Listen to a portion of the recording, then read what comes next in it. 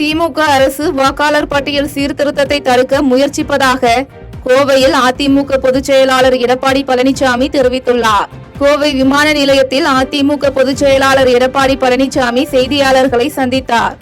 அப்போது கோவை கல்லூரி மாணவி பாலியல் வன்கொடுமை சம்பவம் மிகப்பெரிய அதிர்ச்சியை அளிப்பதாக கூறிய அவர், திண்டிவனம் பகுதியில் காவலர் ஒருவர் மாணவியை பாலியல் வன்கொடுமை செய்திருப்பது அதிர்ச்சிகரமானது என்றும், மக்களுக்கு பாதுகாப்பு அளிக்க வேண்டிய காவல்துறை அதிகாரிகள் குற்றங்களில் ஈடுபடுவது சட்ட ஒழுங்கின் சரிவை காட்டுகிறது என்றும் குற்றம் சாட்டினார்.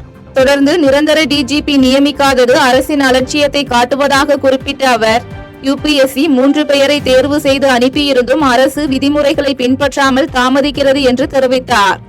மேலும் திமுக அரசு வாக்காளர் பட்டியல் சீர்திருத்தத்தை தடுக்க முயற்சிப்பதாக கூறிய அவர், திமுக அரசு நிதி ஒதுக்காமல் அதிமுக திட்டங்களுக்கு அடிக்கல் நாட்டுவது போலி நாடகம் என குற்றம் சாட்டினார். தொடர்ந்து திராவிட முன்னேற்ற கழக ஆட்சியில பெண்களுக்கு பாதுகாப்பு இல்ல, சிறுமிகளுக்கு பாதுகாப்பு இல்ல, பாலியல் வன்கொடுமை சர்வசாதாரணம் நடக்கின்றன. குற்றச் செயல் ஈடுபடுகின்றவர்கள் கொஞ்சம் கூட அச்சமில்லாமல், காவல்துறையிடம் பயம் இல்லாமல் இப்படிப்பட்ட தொடர் நிகழ்வுகள் தமிழகத்திலே நடைபெற்றுக் கொண்டிருக்கின்றது. அரசாங்கம் இருக்கின்றதா என்ற ஒரு கேள்வி மக்களிடத்தில் எழுந்து இருக்கிறது. தமிழகத்தில் சட்ட ஒழுங்கு அடியோடு சீர்கட்டுள்ளது என்பது இந்த நிகழ்வு மூலமாக தெரிய வருகிறது. நத்தம் அரசு மருத்துவமனையில் மக்கள் நல்வாழ்வுத்துறை அமைச்சர் மா சுப்பிரமணியன் திடீர் ஆய்வு மேற்கொண்டார். திண்டுக்கல் மாவட்டம் நத்தம் அரசு மருத்துவமனையில் தமிழ்நாடு மக்கள் நல்வாழ்வுத்துறை அமைச்சர் மா சுப்பிரமணியன் திடீரென ஆய்வு மேற்கொண்டார். இந்த ஆய்வின் போது மருத்துவமனை பதிவேடுகள், நோயாளிகளுக்கு அளிக்கப்படும் சிகிச்சை குறித்த விவரங்களையும், புதிதாக கட்டப்பட்டு வரும் கட்டிட பணிகளையும் ஆய்வு செய்தார். பின்னர் நோயாளிகளுக்கு வழங்கப்படும் உணவு சமைக்கும் அறைக்கு சென்று ஆய்வு செய்த அவர், மருத்துவமனையில் சிகிச்சைக்காக வந்திருந்த மூதாட்டி மற்றும் முதியவரிடம் நலம் விசாரித்தார். தொடர்ந்து நோயாளிகளுக்கு உரிய சிகிச்சை அளிக்க வேண்டும் என மருத்துவர்களிடம் வலியுறுத்தினார். ஒசூரில் 9 வயது மகனை கொலை செய்துவிட்டு தாய் தூக்கிட்டு தற்கொலை செய்து கொண்டது குறித்து போலீசார் விசாரணை மேற்கொண்டு வருகின்றனர். கிருஷ்ணகிரி மாவட்டம் ஒசூர் மாநகராட்சி MM நகர் பகுதியைச் சேர்ந்த தம்பதி சக்திவேல், ரிச்சர்ட் லீமா.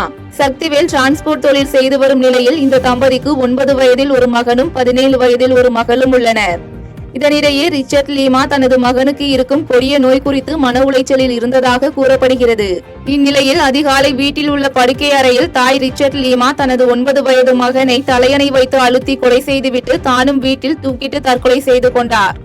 இதுகுறித்து உறவினர்கள் அளித்த புகாரின் பேரில் சம்பவ இடத்திற்கு வந்த போலீசார் இருவரது உடல்களையும் மீட்டு பிரேத பரிசோதனைக்காக ஒசூர் அரசு மருத்துவமனைக்கு அனுப்பி வைத்த பின்னர் இதுகுறித்து விசாரணை மேற்கொண்டு வருகின்றனர். நாமக்கல்லில் நிலத்தகராறு காரணமாக ஏற்பட்ட மோதலில் காயமடைந்த நபர் காயங்களுடன் நீதி கேட்டு மாவட்ட ஆட்சியர் அலுவலகம் வந்ததால் பரபரப்பு ஏற்பட்டது. நாமக்கல் மாவட்டம் மெட்டாலா பகுதியில் பழனியம்மாள் என்பவருக்கு அரசின் சார்பில் இலவச வீட்டுமனை பட்டா கடந்த 2010ஆம் ஆண்டு வழங்கப்பட்டது. இந்நிலையில் சம்பந்தப்பட்ட இடத்தை 2013ஆம் ஆண்டு பழனியம்மாள் ஜோதி என்பவருக்கு விற்பனை செய்து விட்டதாக கூறப்படுகிறது. இதனையடுத்து ஜோதி 2021ஆம் ஆண்டு அந்த இடத்தை ரியல் எஸ்டேட் தொழில் செய்து வரும் நல்லுசாமி என்பவரின் மனைவி சிவரஞ்சனி என்பவருக்கு பத்திரம் பதிவு இல்லாமல் ஒப்பந்தம் செய்ததாக கூறப்படுகிறது. இதுகுறித்து மெட்டலாவைச் சேர்ந்த வழக்கறிஞர் போஸ், அவரது தந்தை சேகர் மற்றும் சமூக ஆர்வலர் பாலமுருகன் ஆகியோர் 2024ஆம் ஆண்டு ஆயில்பட்டி காவல் நிலையத்தில் அளித்த புகாரின் பேரில் நல்லுசாமி கைது செய்யப்பட்டு ஜாமீனில் வெளிவந்ததாக கூறப்படுகிறது. இந்நிலையில் சம்பந்தப்பட்ட இடத்தில் வேலை நடைபெறுவதாக கிடைத்த தகவலின் பேரில் அங்கு சென்ற பாலமுருகன், போஸ், சேகர் ஆகியோரை நல்லுசாமி தாக்கியதாக கூறி பாலமுருகன் என்பவர் நாமக்கல் மாவட்ட ஆட்சியர் அலுவலகத்தில் காயமடைந்த நிலையில் புகார் அளித்தார். தலையில் காயங்களுடன் மருத்துவமனைக்கு செல்லாமல் மாவட்ட ஆட்சியரின் அலுவலகத்திற்கு வந்த சமூக ஆர்வலரால் அங்கு பரபரப்பு ஏற்பட்டது. மெட்டாலா பகுதியை சேர்ந்த ரியல் எஸ்டேட்டோட அதிபர் நல்லுசாமி என்பவர் என்ன பண்றாருன்னா, ஒரு அரசு புறம்போக்கில் வீடு கட்டுறாரு. வீடு கட்டினோடனே நாங்கள் 2024 ஆட்சேபனை தெரிவிக்கிறோம். நானும் என் கூட வழக்கறிஞர்கள்லாம் சேர்ந்து ஆட்சேபனை தெரிவிக்கிறவங்க எல்லாத்தையும் கூலிப்பட வச்சு வண்டி வச்சு ஏற்றி கொள்றதா சொல்லி இது பண்ணியிருந்தார். அது சம்பந்தமாக ஆயில்பட்டி காவல்துறை வழக்கு பதிவு அவர் மேலே பண்ணியிருந்தாங்க. அப்புறமேட்டு திருப்பி என்ன பண்ணுறாரு, வழக்கு பதிவு பண்ணி அவரை சேலம் மத்திய சிறையில் அடைச்சிடுறாங்க. அப்புறம் திருப்பி வெளியே வந்துடுறாரு, நிபந்தனை ஜாமீனில் வெளியில் இருக்காரு. இப்போ திருப்பியும் அந்த இடத்த அரசு புறம்போக்கு இடத்த கையகப்படுத்தி திருப்பி வேலை செஞ்சுட்டு இருக்கோம். நாங்கள் திருப்பியும் ஆட்சேபனை தெரிவித்து அது நிலமில்லா ஏழை விவசாயிகளுக்கு கொடுங்கன்னு சொல்லிட்டு நாங்கள் மனு கொடுத்துருந்தோம். அப்புறம் திருப்பியும் RTO விசாரணை இன்னைக்கு வரைக்கும் நிலுவையில் இருக்குது அந்த இது புகார் மனு.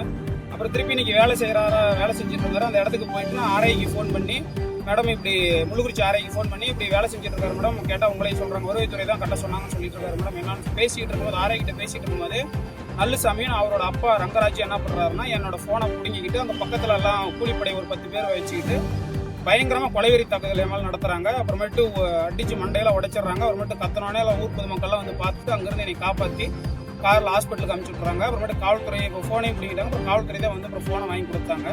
எங்களுக்கு வந்து உயிருக்கு எந்த ஒரு உத்தரவாதமும் இல்லை. உயிருக்கு உத்தரவாதம் இல்லைன்ட்டு இப்போ போன மாதமும் மாவட்ட ஆட்சியர்கிட்ட வந்து புகார் மனு கொடுத்துருந்தோம். தியாகதுருகம் பகுதியில் இரவு காணாமல் போன 8 வயது சிறுவன் அருகில் இருந்த கிணற்றில் சடலமாக மீட்கப்பட்ட சம்பவம் அப்பகுதி மக்கள் மத்தியில் சோகத்தை ஏற்படுத்தியுள்ளது. கள்ளக்குறிச்சி மாவட்டம் தியாகதுருகம் காந்திநகர் பகுதியைச் சேர்ந்த ராமதாஸ் என்பவரின் 8 வயது மகன் தருண் நேற்று மாலை தெருவில் விளையாடிக் கொண்டிருந்த போது திடீரென காணாமல் போனதாக கூறப்படுகிறது. மேலும் நீண்ட நேரமாகியும் குழந்தை வீட்டிற்கு வராத காரணத்தால் தியாகதுருகம் காவல் நிலையத்தில் புகார் அளிக்கப்பட்டது. புகாரை பெற்றுக்கொண்ட காவல்துறையினர் அலட்சியமாக காலையில் தேடிக் கொள்ளலாம் என தெரிவித்ததாகவும் கூறப்படுகிறது. இதனைத் தொடர்ந்து இரவு முழுவதும் தேடி குழந்தை கிடைக்காததாலும் காவல்துறையினர் சார்பில் எந்தவித நடவடிக்கை எடுக்காததாலும் குழந்தையின் பெற்றோர் மற்றும் உறவினர்கள் திடீரென சாலை மறியலில் ஈடுபட்டனர். இதுகுறித்து தகவல் அறிந்து சம்பவ இடத்திற்கு வந்த மாவட்ட காவல் துணை கண்காணிப்பாளர் தங்கவேல் மற்றும் சட்டமன்ற உறுப்பினர் செந்தில்குமார் ஆகியோர் பல்வேறு இடங்களில் தேடிய போது கிணற்றில் தருண் சடலமாக மீட்கப்பட்ட சம்பவம் அந்த பகுதியில் சோகத்தை ஏற்படுத்தியுள்ளது. செய்திகளை உடனுக்குடன் தெரிந்து கொள்ள கீழ்கண்ட கேபிள் மற்றும் டிடிஎச் நெட்வொர்க்குகளில் எம்நாடு செய்தி தொலைக்காட்சியை காணுங்கள். பாதகம் செய்பவரை கண்டால் நாம் பயம் கொள்ளலாகாது பாப்பா. மோதி மிதித்து விடு பாப்பா, அவர் முகத்தில் உமிழ்ந்து விடு பாப்பா. அண்மை செய்திகளை உடனுக்குடன் தெரிந்து கொள்ள இணைந்திருங்கள் எம்நாடு தொலைக்காட்சியுடன்.